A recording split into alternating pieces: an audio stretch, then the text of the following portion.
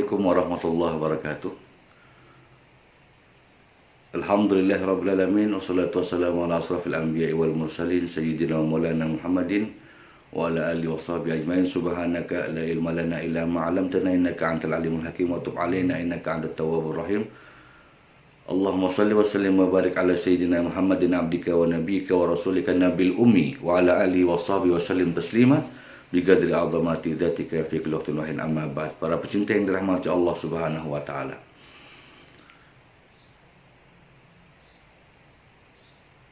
Dalam salah satu riwayat asar ada yang mengatakan ini dari Al-Imam Zainal Abidin radhiyallahu an.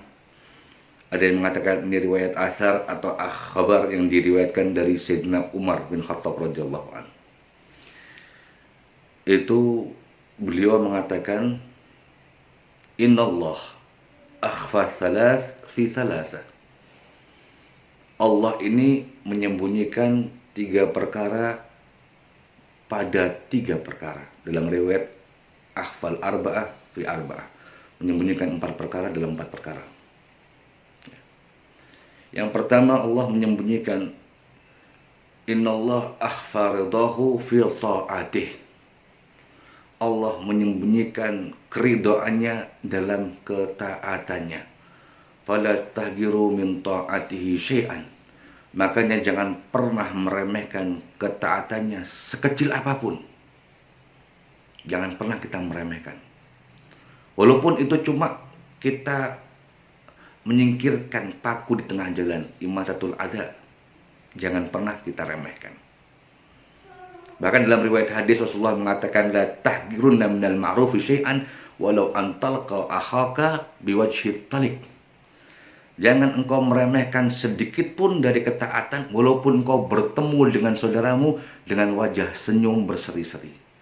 Karena kemungkinan disitulah ridha Allah Subhanahu wa taala. Jangan menyembelihkan. Jangan kita remehkan ketaatan sekecil apapun. Seandainya kita berkumpul di masjid, berkumpul di musala, berkumpul di majelis taklim, kemudian ada kemungkinan diberikan kita kotak amal itu. Waktu itu mungkin kita tidak megang duit yang di saku kita, mungkin cuma hanya recehan 500-an atau 1000-an. Sehingga kita malu untuk mengeluarkannya. Jangan, keluarkan recehan itu. Keluarkan yang kecil-kecil 500.000 itu. Karena mungkin di sana keridhaan Allah Subhanahu wa taala terjadi. Ada sebuah hikayat diriwayatkan ketika nanti di hari kiamat itu ada seorang hamba yang ahli maksiat dalam kehidupannya. Ya. Hamba ini senantiasa melanggar apa yang diperintahkan Allah Subhanahu wa taala. Sampai satu ketika si hamba ini dijemput oleh ajalnya, mati, meninggal. Ketika dikubur, malaikat adab sudah saling berbondong-bondong untuk menangani kasusnya, menjalankan tugasnya. Ketika masuk di kubur, mau diadab sama malaikat adab di kubur, kata Allah, malaikat, jangan engkau adab hambaku ini. Ya. La tu'adzibhu, jangan engkau adab dia. Kemudian malaikat mengatakan, ya Allah, bukankah ini hambamu yang senantiasa di muka bumi dia bermaksiat kepadamu? Ya Allah, bukankah ini hambamu yang senantiasa dulu di muka bumi bermaksiat kepadamu? Jawabnya Allah, iya, benar apa yang kamu katakan. Dia senantiasa bermaksiat kepadaku. Tapi ada satu kejadian. Ketika dia pulang dari maksiatnya, kemudian melewati satu jalan. Di jalan itu dia temukan selembar kertas yang bertuliskan Bismillahirrahmanirrahim. Lembaran kertas ini di tengah-tengah jalan. Dalam keadaan seperti itu, sama hambaku ini, kertasan itu diambil, kemudian disimpan, ditaruh di atas lemarinya. Kenapa? Meninggikan kalimatku, meninggikan asmaku. Maka untuk kebaikan yang ada, yang pernah dia lakukan, walaupun sekecil itu, seremeh itu, aku malu untuk menghadapnya. Para pecinta yang dirahmati Allah Subhanahu wa taala. Tapi jangan disalahartikan kalau begitu kita bermaksiat aja nanti siapa tahu kita seperti seorang hamba itu. Jangan. Itu namanya kita tahawunan, merendahkan, meremehkan. Walhasil ketaatan jangan kita pernah meremehkannya walaupun sekecil apapun. Ada kalanya ketika kita memberikan uang recehan 500 ke dalam kotak amal, di situ ridho Allah terjadi sampai hari kiamat kita diridhoi Allah Subhanahu wa taala. Yang kedua, innallah akhfa suhtahu fi maksiyatih.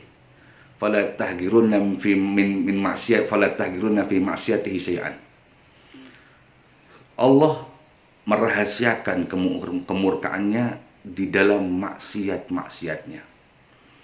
Maka jangan pernah sedikit pun meremehkan maksiatnya. Jangan pernah sedikit pun menganggap enteng maksiat kepada Allah Subhanahu wa taala. Rasulullah mengatakan, la saghirah ma'al israr wa la kabirah ma'al istighfar. Tidak ada dosa yang kecil, tapi dosa kecil itu diremehkan, terus-terusan diperbuat. Wala kabirah mal istighfar. Tidak ada dosa besar ketika dosa besar itu senantiasa digempur dengan istighfar, digembur dengan taubat, tidak ada.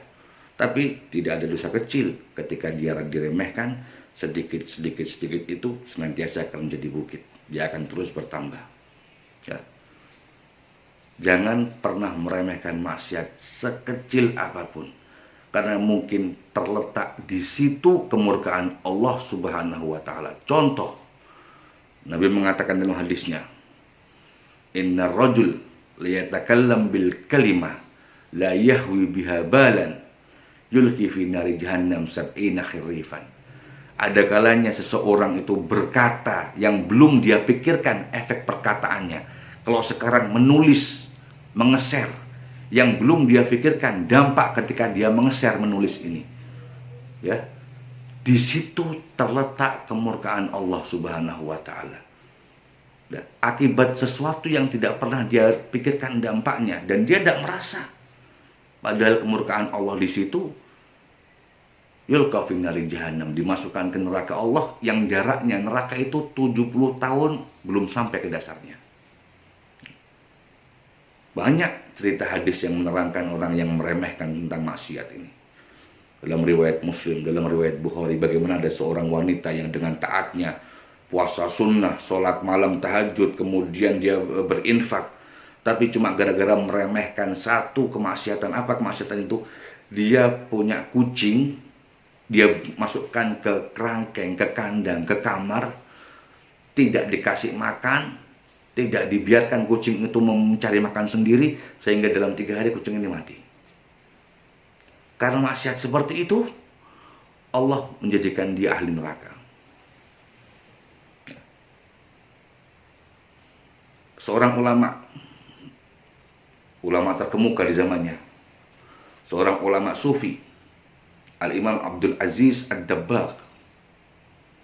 Itu ulama dalam tokoh sufi, ulama yang paling berpengaruh. Beliau punya kekhususan, punya keistimewaan. Beberapa kali bisa berkomunikasi dengan malaikat. Karena memang ada hamba-hamba Allah yang diberikan anugerah oleh Allah untuk bisa seperti itu. Al-Imam Abdul Aziz Ad-Dabbagh. Satu ketika berkomunikasi dengan malaikat, ketika berdialog dengan malaikat, itu malaikat mengatakan, "Ya Abdul Aziz, sudah, gak usah ibadah sehebat apapun ibadah yang engkau lakukan, engkau ditakdir Allah di lauhil mahfudnya Allah itu tertulis engkau adalah penghuni surga. Kenapa engkau harus memaksakan dirimu untuk ibadah kepada Allah Subhanahu wa taala?" Ya.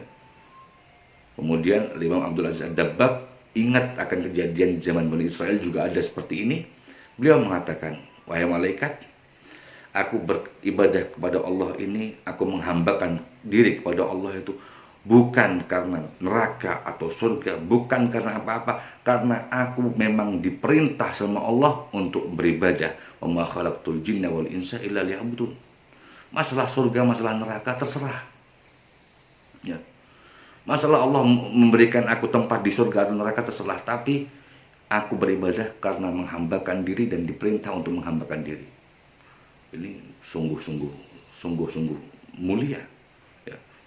Sungguh-sungguh derajat yang sudah tinggi, yang orang-orang lainnya itu mungkin kita pun juga dalam ibadah yang kita harapkan memang surga, dan itu memang pancingan dan diperbolehkan. Ya.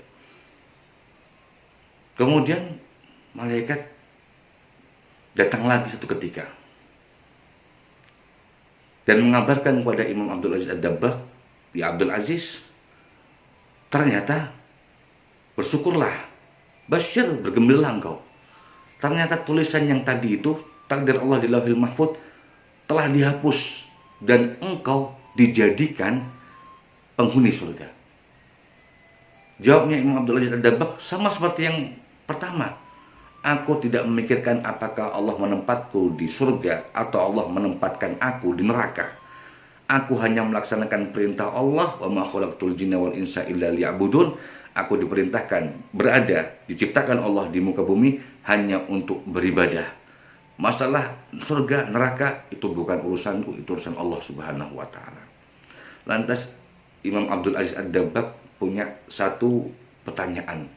Wahai malaikat, kalau kemarin engkau datang mengabarkan bahwa aku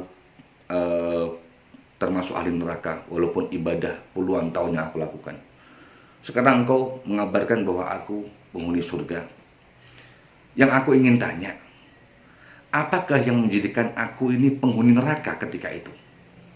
Ketika takdir Allah menentukan aku ahli neraka, apakah maksiat yang aku lakukan itu? Kemudian malaikat menceritakan, dulu, karena fisababika, dulu ketika engkau masih dalam keadaan muda, umur 16, 17, atau 18 tahun, atau masih pemuda, satu ketika ibumu itu datang ke kamarmu dan engkau berada dalam kamar. Ibumu datang ke kamarmu dan langkah ibumu engkau dengar. Dan ketika engkau mendengar langkah ibumu, engkau punya perasaan, ibuku datang ke kamar ini kalau tidak untuk menyuruh, ya, kalau tidak untuk menyuruh, ya hal-hal yang berkaitan dengan rumah. Menyuruh ke toko, menyuruh beli ini di pasar, menyuruh. Akhirnya engkau dengan keadaan seperti itu, tahu langkah ibumu, engkau pura-pura tertidur. Pura-pura tertidur. Kemudian ibu melihatmu tidur, kasihan, tidak jadi untuk menyuruhmu. Di situ terletak kemurkaan Allah Subhanahu wa taala. Makanya para pecinta yang dirahmati Allah Subhanahu wa taala, jangan pernah meremehkan sesuatu kemaksiatan sekecil apapun. Karena ada kalanya di situ ada kemurkaan Allah Subhanahu wa taala. Dan terakhir, innallah akhfa sirrahu fi khalqi fala tahgiru min ibadihi ahada. Allah Allah menyembunyikan rahasianya pada hamba-hambanya. Maka jangan pernah meremehkan hambanya satupun. Karena ada kemungkinan yang kita lihat dengan mata ini, mata jasad itu adalah tipuan, adalah fata morgana. Ada kalanya yang kita remehkan itu ternyata kekasihnya Allah Subhanahu wa taala. Dan kalau kita sudah meremehkan kekasihnya Allah, wal iyadu billah, kalau kita sudah meremehkan orang yang dicintai Allah, itu sungguh-sungguh bahaya besar bagi kita. Bisa mewarisi, memastikan mendapati su'ul khatimah. Ya. Makanya jangan pernah meremehkan hamba-hamba Allah satupun. Jangan pernah merasa terofuk, merasa paling benar di antara para hamba yang lain. Ada kemungkinan yang kita remehkan, para kasih Allah, fala tahgiru min ibadihi ahadan. Jangan pernah engkau meremehkan seorang hamba pun dari hamba-hamba Allah Subhanahu wa taala. Rasulullah sampai mengatakan dalam hadis, kam min madfu'in rubba ath'as. Ya, Rasulullah mengatakan dalam riwayat Muslim, rubba ath'as madfu'un bil abwab law aqsama Allah la abarrahu. Berapa banyak yang orang kita remehkan, orang kita melihat seperti orang gila mungkin. Orang kita melihat, mungkin kita jijik melihatnya. Itu ternyata ketika dia berdoa sama Allah Subhanahu wa taala, langsung diijabahi. Dan ternyata dia para kasih Allah Subhanahu wa taala. Para pecinta yang dirahmati Allah Subhanahu wa taala. Sedikit ini semoga bisa menjadikan kita tambahan bekal untuk kehidupan kita ini. Dan senantiasa semoga Allah memberikan kita hidayah, taufik dan inayahnya. senantiasa kita menjadi hamba-hamba Allah yang tetap istiqomah dalam kepatuhan dan ketaatan kepada Allah Subhanahu wa taala. Hakada subhanakallahumma wa bihamdika asyhadu an la ilaha illa anta nastaghfiruka wa atubu ilaik. Wa sallallahu ala sayyidina Muhammadin wa ala alihi wasallam walhamdulillahirabbil alamin wal afu minkum. Assalamualaikum warahmatullahi